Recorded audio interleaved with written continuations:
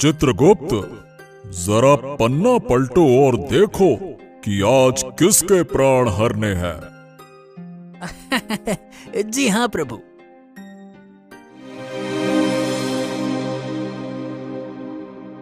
महाराज, मृत्युलोक में एक कमजोर गधा है, परंतु महाराज वो आपका परम भक्त है। काम से बचने के लिए ही सही, पर रोज आपको याद जरूर करता है। आज उसे दर्शन देकर उसके पन्ने का हिसाब खत्म कर दीजिए प्रभु। वाह!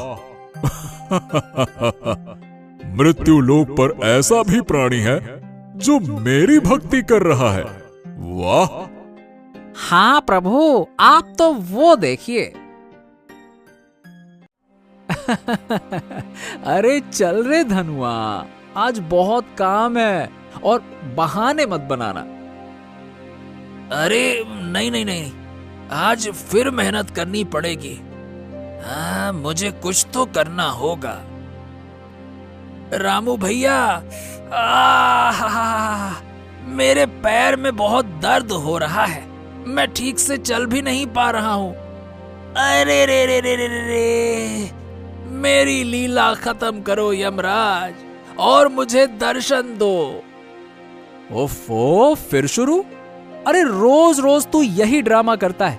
सीधे से चल, कुछ नहीं हुआ है तुझे, चल। धनुआ का बहानेबाजी का सिलसिला यूं ही चलता रहता। कभी पेट दर्द तो कभी पैर में तकलीफ। हर दिन उसका कुछ न कुछ नया नाटक लगा ही रहता था।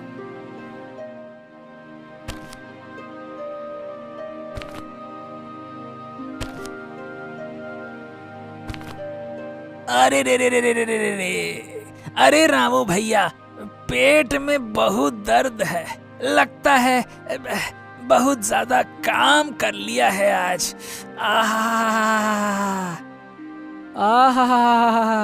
अबे तूने अभी काम किया ही कहाँ है? अभी तो सिर्फ यहाँ तक आया है। काम तो अब करना है तुझे। चल, बड़ा आया, बड़ा काम कर लिया। अब तो मुझे दर्शन दे दो यमराज, दर्शन दे दो। गधा इसी तरह यमराज को याद करते हुए चलते जा रहा था। कुछ दूर चलने के बाद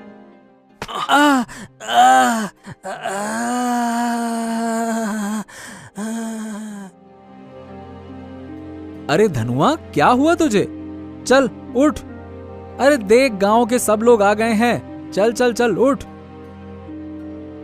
चल उठ।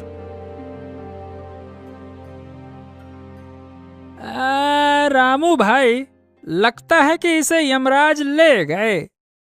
हाँ, लगता है मेरे धनुआ का समय आ गया है। रामू को लगा कि धनुआ का अंत आ गया है। गांव के लोग भी आकर उसे सांत्वना देने लगे। सभी मान चुके थे कि धनुआ अब इस दुनिया में नहीं रहा। चलो भाई, अब रस्सी ले आओ, इसके अंतिम यात्रा की तैयारी करते हैं। ले आओ। देखा महाराज, आपने अपने भक्त का नाटक। यही सही समय है उसे आपके दर्शन पाने का। महाराज, क्या सोच रहे हैं? चित्रगुप्त, तुमने सही कहा। चलो।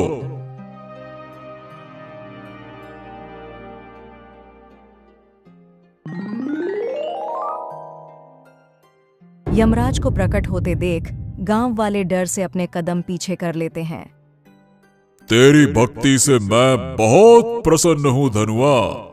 इस तरह रोज रोज मुझे याद करने से तुम्हारी फरियाद पूरी हो गई। आज तुम्हारा समय समाप्त हो गया है। चलो मेरे साथ। अरे रे रे रे रे, ये तो सच में यमराज आ गए। अरे महाराज, इस बात को इतना सीरियसली लेने की जरूरत क्या थी? अरे यमराज जी, आप इतने भयानक लग रहे हैं कि आपको देखकर मेरी जान ही निकल गई। क्या आप थोड़ी देर आराम से बात नहीं कर सकते? यमराज धनुआ की चालाकी को नहीं भांप पाए और थोड़े नरम पड़ गए। हाँ ठीक है धनुआ, तुम मेरे प्रिय भक्त हो, बोलो क्या कहना चाहते हो? यमराज जी, मैं सोचता हूँ कि आप जैसे महान देवता अब भला गधों की आत्मा लेने क्यों आते हैं? मेरा क्या है, मैं तो साधारण सा गधा हूँ। आपके जैसा कोई इतना महान देवता को मुझ जैसे गधे को ले जाने की क्या जरूरत? गधे की बात सुनकर यमराज सोच में पड़ जाते हैं। तुम्हारी बातों में थोड़ा तो दम है, लेकिन नियमों के अनुसार किसी को छोड़ा नहीं जा सकता। देखिए यमराज जी, अगर आप मुझ जैसे साधारण गधे की आत्मा को लेने आएंगे तो आपका मान घटेगा। आपकी महानता को ये शोभा नहीं देता कि आप मुझ जैसे गधे को अपने साथ ले जाएं। ये बात भी सही है, लेकिन नियम? बस एक बार मुझे छोड़ दीजिए यमराज जी, अगली बार मुझे जरूर ले जाना। चलो, तुम मेरे प्रिय भक्त हो, इसलिए इस बार तुम्हें छोड़ देता हूं। अगली बार कोई बहाना नहीं चलेगा। इतना बोलकर यमराज अदृश्य हो जाते हैं। गांव वाले यह सब देख आश्चर्यचकित हो जाते हैं। अरे वाह धनुआ वाह, तू तो बड़ा चालाक निकला, यमराज को भी चकमा दे दिया है? रामू अपने गधे को जीवित देख बहुत खुश होता है और उसे लेकर घर आता है। अगले दिन, अरे वाह, कल का मेरा बहाना कितना शानदार था, यमराज जी को भी चकमा दे दिया। अब तो हर दिन ऐसा ही कुछ करना पड़ेगा। अगले कुछ दिनों तक धनुआ बिना मेहनत किए यमराज के डर के बहाने बनाकर रामू से बचता रहा, लेकिन उसका आलस्य और चालाकी आज एक नया मोड़ लेने वाली थी।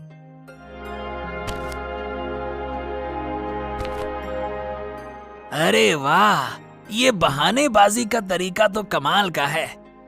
रामू भैया भी मेरी हर दिन बात मान लेते हैं। ऐसा लगता है कि जैसे मेहनत तो मेरे नसीब में है ही नहीं। वाह वाह वाह वाह वाह। अरे रे रे रे रे रे, ओहो रामू भैया, लगता है कि इस बार सच में आखिरी समय आ गया है। अब तो लगता है कि बस मेरे प्राण निकलने ही वाले हैं। अरे धनुआ, क्या हुआ तुझे? चल उठ। धनुआ, तुम मुझे याद करके मेरा काम बढ़ा रहे हो। हर बार तुम्हारे लिए आना पड़ता है। आज तुम्हें अब मेरे साथ चलना ही होगा। अरे यमराज जी, आप फिर से देखिए, सच में अब इस बार मैं तैयार था, लेकिन आपकी उपस्थिति देखकर मेरे मन में एक बात उठी है। धनुआ, तुम्हें अब बहाना बनाने का कोई मौका नहीं मिलेगा। चलो ठीक है, बताओ क्या कहना चाहते हो? यमराज जी, आप तो महान हैं, लेकिन एक छोटी सी विनती है। आप मेरे रामू भैया को तो देखिए। अगर मैं चला गया तो मेरे रामू भैया कितने दुखी हो जाएंगे।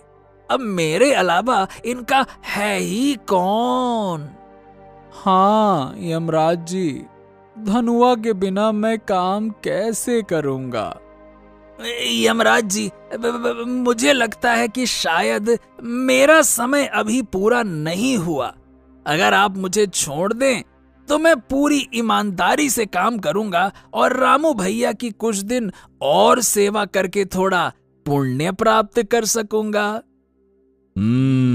ठीक है धनुआ, ये तुम्हारा अंतिम अवसर है।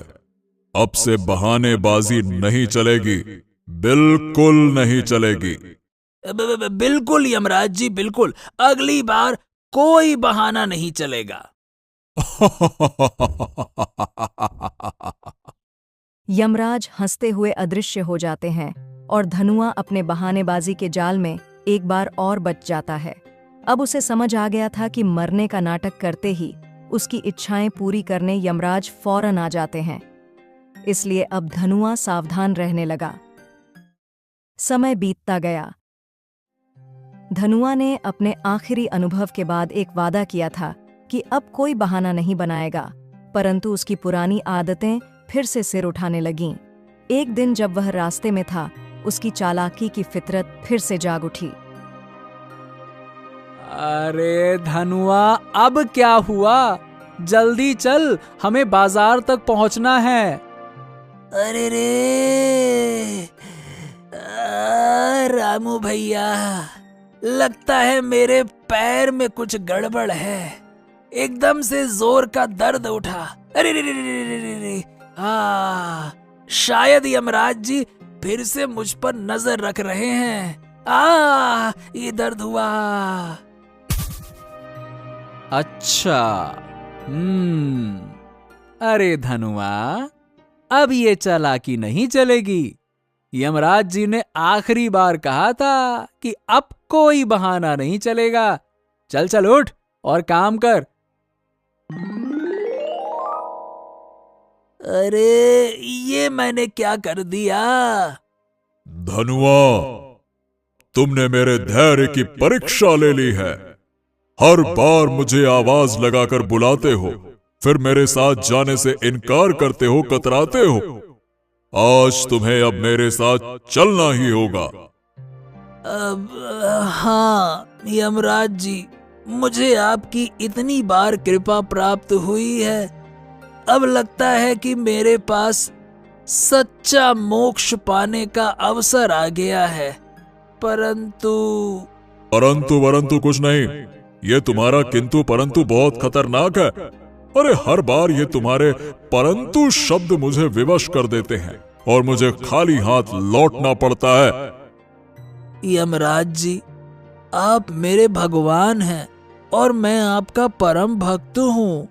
मैं ये कैसे सहन कर सकता हूँ कि धरती पर आपके बारे में लोग कुछ भी बोलें।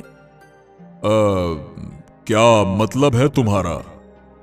यमराज जी, मैंने धरती के लोगों को सुना है कि आप अपने भक्तों को खुश करने के लिए कभी कभी झूठ का सहारा भी लेते हैं। धनुआ, ये कैसी बातें कर रहे हो? झूठ का सहारा लेना हम देवताओं का कार्य नहीं है। हम तो सच्चे और न्यायप्रिय हैं। हमारे जबान से निकला एक एक वाक्य सत्य होता है। नहीं यमराज जी, मुझे तो यकीन नहीं होता। अगर ये सच है तो कृपया मेरे सर पर अपना हाथ रखकर मेरे सवालों का जवाब दीजिए, तभी मुझे विश्वास होगा, अन्यथा नहीं होगा। अच्छा, तो इसमें कौन सी बड़ी बात है धनुआ? मैं अभी तुम्हारे सर पर हाथ रखता हूं। ये लो, पूछो जो भी पूछना है। तो बताइए यमराज जी, अपने भक्तों को लंबी उम्र का आशीर्वाद देने के लिए आप कौन से शब्द का उच्चारण करते हैं? बस इतनी सी बात। दीर्घायु भवः। अरे महाराज, आपने ये क्या कर दिया? इस गधे को दीर्घायु का वरदान दे दिया। महाराज, आप ही ने कहा है कि आपके मुख से निकली एक एक बात, एक एक वाक्य सत्य होता है। अब तो आपने मेरे सर पर हाथ रखकर दीर्घायु का वरदान भी दे दिया है। अब तो आप अपने वचन से नहीं मुकरेंगे, है ना प्रभु? अरे धनुआ, तू तो बड़ा ही सयाना निकला। अपनी चालाकी से आज तो मुझे भी मात दे दी और ऐसा आशीर्वाद लिया जैसे ब्याज समेत उधार वसूल कर रहा हो। सच में, भक्त चाहे साधारण हो या बड़ा, भगवान को तो उसके प्रेम और भक्ति के आगे झुकना ही पड़ता है। ये आज मैंने अपनी आंखों से देख भी लिया।